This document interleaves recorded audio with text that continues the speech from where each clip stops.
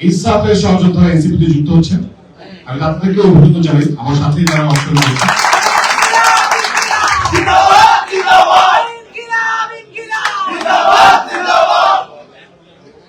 ধন্যবাদ।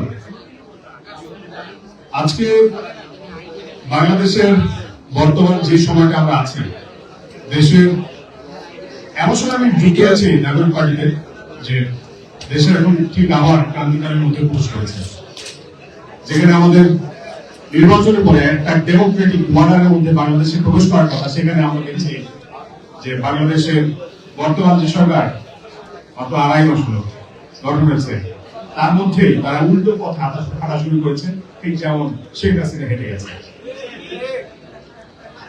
এই যে দেশের এখন একটা পরিস্থিতি, আপনারা প্রত্যেকে জানেন যে দেশের জ্বালানি সংকট কি প্রখর অবস্থা ধারণ করেছে। আমাদের রাস্তা দিয়ে আপনারা হাঁটা শুরু করবেন, দেখবেন প্রত্যেকটা রাস্তার পাশে পাশে বাইকাররা দাঁড়িয়ে আছে, গাড়ি নিয়ে দাঁড়িয়ে আছে, লোকজন তেলের জন্য হাহাকার করতেছে, 2 থেকে 3 কিলোমিটার ধরে লাইন। কিন্তু বাংলাদেশের বর্তমানে মন্ত্রী পরিষদের সরকার দলীয় যে সকল মন্ত্রীদের আমরা দেখছি, তারা যেভাবে মিথ্যাচার করে বলছে যে সবকিছু একদম ঠিক আছে, শস্য শ্যামলা সুজলা সুফলা বাংলাদেশ, পাতালি বাম্পার ধরনের মতো আবার আমরা একই রকম কাহিনী দেখতে পাচ্ছি। তো এই যে একটা পরিস্থিতি, আমার মনে হয় এত সুন্দর করে গুছিয়ে ট্যালেন্টেড মিথ্যা কথা শেখ হাসিনা হয়তো বলতে পারবেন, আমি জানি না,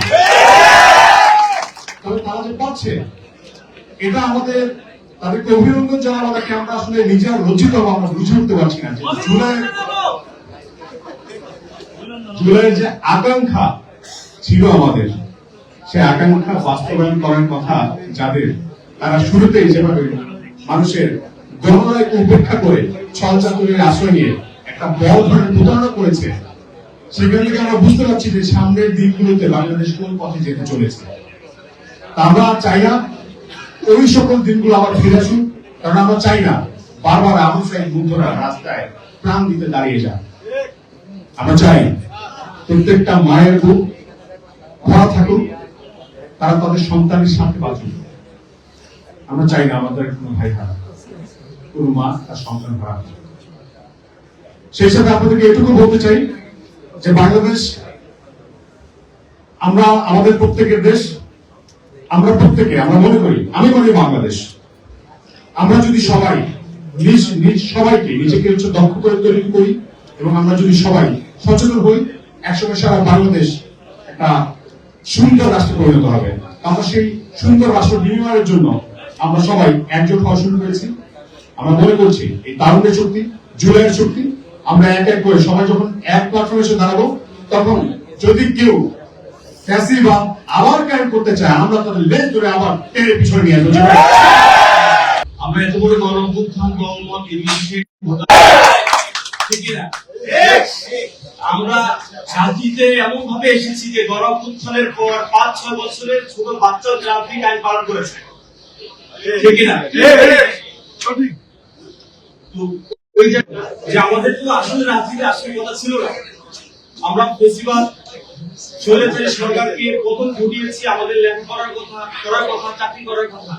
কিন্তু এখন এসে আমরা দেখলাম যে ভাই, আপনারা গণভোটে হ্যাঁ ভোট চাইলেন, আমরা হ্যাঁ ভোট দিলাম, কিন্তু পরে আপনারা মানলেন না।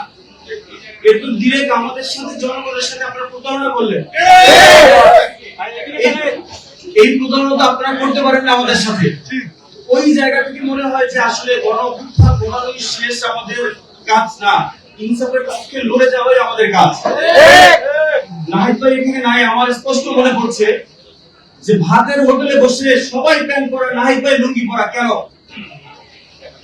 বলেন? মনে নাই আপনাদের? লুঙ্গি পরা ছিল, উপরে পেপারে দিয়ে পড়তেছিল, মানে স্ক্রিপ্ট বানাইয়া পড়ানো হয়েছিল যে আন্দোলন আমরা মেরে গেছি। কিন্তু দুর্বল স্ক্রিপ্ট ছাত্র জনতা বুঝতে পারছে। আমি যদি ভুল না করে থাকি, আসিফ ভাই পা দিয়ে ছক্কা করেছে স্টুডেন্ট না হেল্প। আমি যদি ভুল না করে থাকি, সার্জিস ভাইয়ের আঙ্গুল এরকম ছিল। সে সময় কিন্তু সবাই বলেছিল যে সার্জিস কিন্তু এটা বুঝাচ্ছে যে বন্দুকের সামনে রেখে আমাদেরকে বড় হচ্ছে। এখন সার্জিস ভাই, আসিফ ভাই, নাহিদ ভাই গলা ফটাইও যদি বলে যে আপনারা কিন্তু জনগণের সাথে প্রতারণা করছেন, ওই সময় হাতের ইশারাই অনেক শক্তিশালী ছিল, কিন্তু এখন গলা ফটাই বললেও তারা বিশ্বাস করতেছে না। সুতরাং আজকে যদি আমরা বলি যে আমরা হাদি হত্যার বিচার চাই, তাহলে এক দলের গা জ্বলে পড়ে উঠবে। কেন ভাই? সবাই খুনি। আরে ভাই, হাদিবার বিচার চাইতেছি, বাংলাদেশের দিবালোকে একটা মানুষকে গুলি করে মারলো, সেই মানুষটার জন্য আমরা বিচার চাই। এটা যে জ্বলে পড়া কেন হবে? কোন কারণে হবে? তার মানে আপনারা দিবালোকে মানুষকে গুলি করে মারো, এটার পক্ষে আপনারা? So, কথা ভুল ত্রুটি হতে পারে। আমি একদমই ছোট নতুন, আপনাদের সাথে এই সংগ্রাম আমি চালিয়ে যাব এবং আমার জায়গা থেকে আমি হাদি হত্যার বিচার চাই। এটা আমি সব জায়গায় চেয়ে যাব। বাট আমি যখন দেখেছি, আমি যখন শুনেছি যে হাদিকে গুলি করার পাশাপাশি কাফিরকেও গুলি করার অর্ডার ছিল, আরে ভাই আমি কি করেছি? অন্যায়টা করেছি কি? আমি স্বৈরাচার হাসিনার এগেইনস্টে কণ্ঠস্বর চালিয়েছি।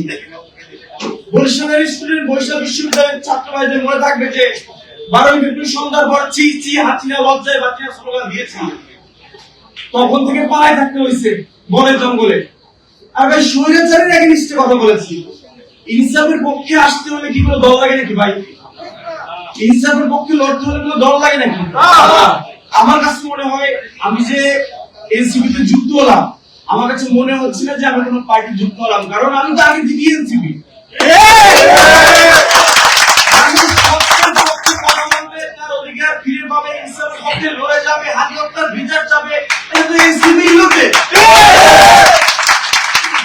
বেশি কথা বলবো না, আবার আমাদের উপর থেকে মানে হচ্ছে কথা না বলার একটা অভ্যাস। আরে ভাই, আপনি সরকার প্রধান, আপনি কথা না বললে কথা কি বলবে?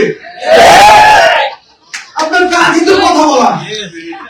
গণঅভ্যুত্থানের পর 5 বছরের একটা ছেলে, সে যদি ট্রাফিক আইন পালন করতে পারে, আপনি রাষ্ট্রপ্রধান হয়ে আপনি চুপ কেন? ইসলামের বাংলাদেশে, তরুণদের বাংলাদেশে চুপ থাকা চলবে না। ইনকিলাব, ইনকিলাব।